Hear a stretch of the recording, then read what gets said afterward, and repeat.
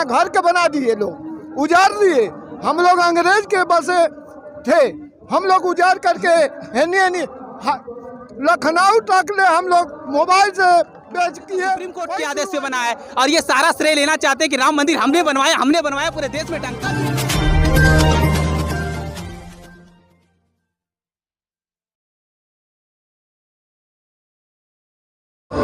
नमस्कार, आप देख रहे हैं NB News 24/7 नीलम बोध के साथ। और आज हम उत्तर प्रदेश के गोरखपुर मंडल में 9 सीटें हैं और 9 सीटों में से थोड़ा आपको जानकारी देना चाहूँगी कि 2007 से 12 की जब बहन जी की सरकार रही तो 9 सीटों में से 5 सीटों पे यहाँ से बसपा ने बाजी मारी थी, और जब अखिलेश की सरकार बनी थी तो 4 सीटों पर यहाँ पर बसपा विजयी रही थी। लेकिन जिस तरह से योगी सरकार जब बनी तो उसमें यहाँ पर बसपा ने सिर्फ 1 सीट पर विजय हासिल की थी। लेकिन अभी 2022 के क्या समीकरण बन रहे हैं और जो आम वोटर है यहाँ का वो किस तरह से लगा हुआ है, क्या 2022 में भी वही 2007 वाला समीकरण दोहरा पाएगा या फिर बम्पर जीतों से 9 की 9 सीटों अपने पाले में डालने का काम करेगा। इसी विषय पर चर्चा करने के लिए आज हमारे साथ में यहाँ पर बहुत सारे साथी, उनसे चर्चा करेंगे। आपका नाम क्या है? शेर सिंह।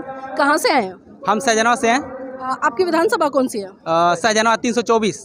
तो किस तरह के समीकरण बने हुए हैं वहाँ पर? हमारे यहाँ तो सुधीर भैया एकदम जीत रहे हैं, उसमें कोई दिक्कत ही नहीं है। एक तरफा है कि किसी से लड़ाई ही नहीं है। जीतने का आधार क्या है? जीतने का आधार क्या है कि उनको सब लोग चाहते हैं, उतना काम किए हैं, और बसपा के अलावा कोई ऐसा है ही नहीं जो शासन कर सके, उस लायक कोई नहीं है। सिर्फ एक बसपा मात्र ही पार्टी है जो इस प्रदेश को चला सकती है और युवाओं को रोजगार मिल सकता है। जी, आप बसपा की इतनी दमदारी से बात रख रहे हैं, लेकिन ये भी जानना चाहूंगे जिस तरह से अभी वर्तमान में सरकार है यहाँ पर 1 ही सीट बसपा ने जीती तो 8 सीटें हारने का क्या वो रहा था समीकरण? आप ये नहीं सुने कि देखे होंगे कि कभी कभी बड़े बड़े प्लेयर भी शतक नहीं मार पाते हैं, वही बात है, और दोबारा मौका मिलता है तो शतक मार जाते हैं। और अब की बार बसपा पूर्ण बहुमत से ही आएगी। हम सिर्फ बसपा के साथ हैं और अब की बार सिर्फ बेरोजगारी, महंगाई और शासन व्यवस्था पे ही वोट होगा। बेरोजगारी किस तरह की हो रही है? क्योंकि लगातार हम योगी जी को भी सुन रहे हैं, वो भी बड़े बड़े वादे कर रहे हैं कि हम हमारी सरकार आएगी तो हम लोगों को और सुरक्षा मुहैया कराएंगे। बेरोजगारी जिस तरह से कह रहे हैं कि हमने अपनी सरकार में रोजगार देने का काम किया, तो ये क्या है? अच्छा, आपने ये नहीं देखा होगा कि 5 साल बीत गया, ये सब बेरोजगारी खड़े हैं आपके सामने। अगर रोजगार होता तो हम तो कहीं काम करते वक्त होते हैं, यहाँ कैसे होते हैं? ठीक है, रैली में क्यों आते हैं? हमको सरकारी नौकरी चाहिए, हमको कुछ नहीं चाहिए। अगर हमको नौकरी, संविदा पे नौकरी नहीं चाहिए, हमको 7,000 पे 6,000 पे नौकरी, क्या हम जीवन चला सकते हैं? ऐसा कुछ नहीं है। हमको सरकारी नहीं चाहिए, हमको राशन भी नहीं चाहिए, हमको कुछ नहीं चाहिए, हमें सरकारी नौकरी चाहिए, हम सब कुछ कर लेंगे। तो सरकारी नौकरी कैसे मिलेगी? हम उतना क्वालिफाइड हैं, हमको आज तक वैकेंसी ही नहीं मिली। नौकरियां क्रिएट किया जाए ना। बसपा ने सफाई कर्मियों के बारे में क्या कभी कोई सोचा था कि सफाई कर्मी भी नौकरी पा सकते हैं? 8 पास वाले, उन्होंने दिमाग लगाया, एक नई सीट राज्य विभाग की कर्मचारी का दर्जा उनको दिया, ठीक है, वो नौकरी कर रहे हैं। हम लोग तो एक मतलब B.Ed किए हैं, टेट सीटेट क्वालिफाई कर करके, ठीक है, सब कुछ बैठे हुए हैं। आज हमको वैकेंसी नहीं मिल रही है, एक बार मुझे देखने को नहीं मिला, नहीं तो हम आज नौकरी पे होते। इतनी महंगाई, 900 रुपये सिलेंडर है, गाड़ी चलना मुश्किल है। युवा तो जो नहीं कमाता है वो तो चल ही नहीं पाएगा, 100 रुपये पेट्रोल कैसे भराएगा? ठीक है, इतनी बेरोजगारी है कि युवा के जीवन जान लीजिए एकदम बेकार हो गया है, वो एकदम परेशान है। और अब की बार सिर्फ बसपा सरकार ही ऐसा है जो युवाओं को आगे ले जा सकती है। तो वोट बसपा को दे रहे हैं? एकदम बसपा को दे रहे हैं और पूर्ण बहुमत से बसपा सरकार आ रही है। आपका नाम क्या है? नीरज कुमार नाम है। कहाँ से आए? सहजनवा से। उत्तर प्रदेश की राजनीति को किस तरह से देखते हैं? क्योंकि अभी जिस तरह से हम देख रहे हैं वर्तमान में हिंदुत्व और राम मंदिर का मुद्दा काफी छाया हुआ है, तो क्या ये हिंदुत्व का मुद्दा और राम मंदिर का मुद्दा बीजेपी को विजय की ओर लेकर जाएगा या फिर यहाँ से बसपा बाजी मारेगी? इस बार जनता धर्म से ऊपर उठकर वोट करेगी और बसपा की सरकार बनाएगी। इस बार पूर्ण बहुमत की सरकार बसपा की बनेगी। और देखिए, मैं टेक्निकल क्षेत्र में योगी सरकार ने कोई भी मतलब वैकेंसी नहीं निकाली है। आप देख लीजिए, 2016 या 12 में आया था जो भी UPSC वगैरह की जो आती है JEE की वैकेंसी, लेकिन इसके बाद आज तक कोई भी मतलब JEE की वैकेंसी आई ही नहीं। यानी टेक्निकल क्षेत्र के जितने भी बच्चे हैं वो परेशान है, यानी उनको कोई ही रोजगार नहीं है। और किसी भी मान लीजिए जितनी भी फैक्ट्रियाँ वगैरह हैं तो उसमें कितने बहुत कम ही पद ऐसे होते हैं जिसमें जूनियर JEE वगैरह के पद रखे जाते हैं, लेकिन बाकी सारे लोग बेरोजगार हैं जो कि अन्य क्षेत्र में भटक रहे हैं। आज मान लीजिए टेक्निकल क्षेत्र वाले बच्चे जो नौकरी नहीं पाए हैं वो अन्य क्षेत्र में जा रहे हैं जहाँ पर नॉन टेक्निकल वाले बच्चों को भी नुकसान हो रहा है। इसीलिए टेक्निकल क्षेत्र में रोजगार क्रिएट करना चाहिए। जी, गोरखपुर की जनता विकास पर वोट करेगी या हिंदुत्व या राम मंदिर के आधार पर? विकास पे करेगी। किस तरह का विकास? हम लोग को रोजगार मिले, हम लोग को नौकरी मिले, हम उसी पे वोट करेंगे। क्या लगता है कौन सी सरकार आपको ये चीजें सरकार है? हमको लगता है कि वो सबसे ज्यादा रोजगार देने वाली सरकार बनी थी, इस बार भी बनेगी। लेकिन जिस तरह से BSP की सरकार बनी और जब दूसरी बार आई तो BSP हारी, क्या कारण रहे उसके? देखिए ऐसा है कि इन्होंने लोगों को मुद्दे से भटका दिया। ये राम मंदिर का मुद्दा लेके आ गए, 3 तलाक का मुद्दा लेके आ गए। इन लोगों को, जनता को ये सब मतलब रूट से भटका देते हैं। जब भी चुनाव आता है तो राम मंदिर को ला देते हैं सामने।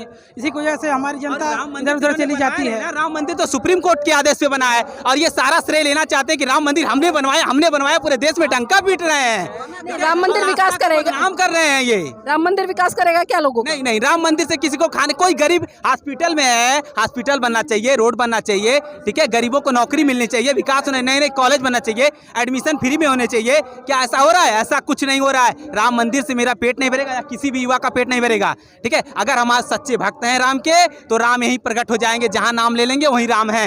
आपके गोरखपुर मंडल में कितने नए स्कूल खुले हैं पिछले 5 साल में और कितने अस्पताल खुले हैं? एक भी स्कूल नहीं खुला है गोरखपुर में, एक भी स्कूल नहीं। आपको चलिए मैं दिखा देता हूँ, मैं यूनिवर्सिटी का छात्र हूँ, लेकिन एक भी स्कूल नहीं खुला है और कोई भी काम सही से नहीं होता है। और अस्पताल भी नहीं मिलती है, अस्पताल भी नहीं बना है। एक एम्स बना है, वहाँ भी अभी कोई काम नहीं होता है। आप जाएंगे आपकी दवा नहीं हो पाएगी, वहाँ भी कोई डॉक्टर नहीं है, सिर्फ नाम मात्र का भी कोई काम नहीं हुआ है। और जाम की समस्या तो गोरखपुर में बहुत ज़्यादा है। 5 साल हमारे मुख्यमंत्री थे, हम लोग सोचे कि चलिए अच्छा अपने यहाँ के मुख्यमंत्री हैं, कुछ तो कर देंगे। लेकिन वो तो कह रहे हैं कि जिस तरह से हमने यहाँ के रोड बनवाए उस पर बुलेट ट्रेन भी तो डालो आप। अरे यही कचहरी पे आप जाइए, ऐसा जाम लगेगा कि आपका एग्जाम छूट जाएगा, ठीक है। एम्बुलेंस में कोई महिला है, ठीक है, अगर डिलीवरी है तो उनको तो दिक्कत ही दिक्कत है। और रोड का क्या, आप जाम में बेचारे जान चली जाती है। मैं कई लोगों को देखा हूँ, इतनी पर मैं खुद जाता हूँ, बाइक से एकदम फंस जाता हूँ, ऐसी दिक्कत है। बाबूजी क्या कह रहे थे? हम कह रहे हैं साहब, बिना घर के 4 लाइन गोरखपुर से इलाहाबाद तक ले बिना घर के बना दिए, लोग उजाड़ दिए। हम लोग अंग्रेज के बसे थे, हम लोग उजाड़ करके लखनऊ तक ले हम लोग मोबाइल से बेच किए, कोई सुनवाई नहीं हुआ। तो क्या लगता है जो समस्या आप बता रहे हैं इससे कौन निजात दिला पाता है? अजीत बाबा कोई सुनवाई नहीं किए। किसकी सरकार में आपको सुविधा मिली? बहन जी की। तो बहन जी की सरकार बनवा रहे हैं? हाँ एकदम। कैसे बनवाएंगे? एकदम बहुमत से बनवाएंगे। ये बहुमत से कैसे बनवाएंगे? वोट दे करके बनवाएंगे। अपना वोट देंगे, दूसरों का भी दिलवाएंगे? नहीं, अपनों सबका दिलाएंगे। सबका दिलवाएंगे, हमारे सियारे का सबको दिलाएंगे। भाई जी क्या कहना है, जिस तरह से यहाँ पर हम देख रहे हैं जो समीकरण बने हुए हैं, 9 सीटें हैं, तो क्या लगता है 9 सीटों में से बसपा कितनी सीटें हासिल कर पाएगी? 9 सीटें जाएगी यहाँ से सर। खजनी विधानसभा से मैं आया हूँ और जो है यहाँ के बहुत अच्छे हम देख रहे हैं प्रोग्राम है। और बहन जी हमारी जो है रोजगार देने के लिए कहेंगे जीत जाएंगे। और जो है सरकार इतनी महंगाई कर दी है, सारी चीज़ महंगाई कर दी है। उसके बाद वो जो है सिलेंडर सारी महंग है, गैस और जो है पेट्रोल सब महंगा है, भाड़ा सब महंगा है। हम लोग बेरोजगार घूम रहे हैं, हम लोग के पास कुछ है नहीं। हम लोग का जो है सरकार बोले है कि राशन देंगे, वो देंगे, कुछ नहीं है। यहाँ के बेसिक मुद्दे क्या हैं? यहाँ के बेसिक मुद्दे हमारे गोरखपुर के ज़िले के जो है वो बहुत से सौभाग्य है कि इतना से जितना चाहते हैं बहन जी का जिताना चाहते हैं हम लोग। तो देखिए यहाँ से जिस तरह से हमने लोगों से बात की और एक बात निकल कर आ रही है कि जिस तरह से उत्तर प्रदेश में 5 साल लगातार योगी की सरकार रही है, कोई विकास नहीं किया है। और लोगों ने खुद बताया कि किस तरह से जो सरकार गड्ढा मुक्त सड़कों की बात करती थी, आज वो सारी की सारी सड़कें गड्ढा युक्त हैं। और भी लोग उनसे भी जानना चाहेंगे। भाई जी क्या कह रहे थे आप? मेरा नाम गौतम प्रसाद है, मैं 325 खजनी विधानसभा के गोरखपुर के अंतर्गत से आया हूँ। और विकास तो कुछ नहीं है, 5 साल इन्होंने सिर्फ बिताया है। हम भी 1.5 साल बाद गोरखपुर में प्रवेश किए हैं अपने खजनी विधानसभा से, तो हम सोचे हैं कि कुछ हो गया होगा, लेकिन आज भी देख रहे हैं बुलडोजर चल रहा है, सड़क के किनारे बुलडोजर चल रहा है। क्या ये 5 साल क्या किए हैं? सिर्फ मठ भरे हैं अपना। और रोजगार पर हम वोट करेंगे और शिक्षा पर और सुरक्षा पर। अभी परसों एक बंदे का यहाँ पर जला दिया गया है भाजपा कार्यकर्ताओं द्वारा। क्या घटना घटी है वो? वो घटना क्या है? घटना वो थी कि मतलब कोई कार्यकर्ता था हमारे जैसा, वो कह दिया कि भाई हम बसपा को वोट देंगे। अब उनको नावार गुजरा और वो लोग गुंडाई में पूरे शरीर को उसको जला दिया, मौत हो गई। अभी उसकी कार्रवाई भी कोई नहीं है। मतलब इतनी सी बात पर उसको जिंदा जला दिया? इतनी सी बात है। देखिए, एक वोट के लिए बंदे को जला दे रहे हैं। तो क्या लगता है इस तरह की जो घटनाएं घट रही हैं, इनको रोकने के लिए किस तरह की सरकार चाहिए, किसकी चाहिए? बहन जी इस तरह की सरकार के लिए एकदम फिट है। वो तो राजा भैया को जब समझा दी तो ये क्या है? जी।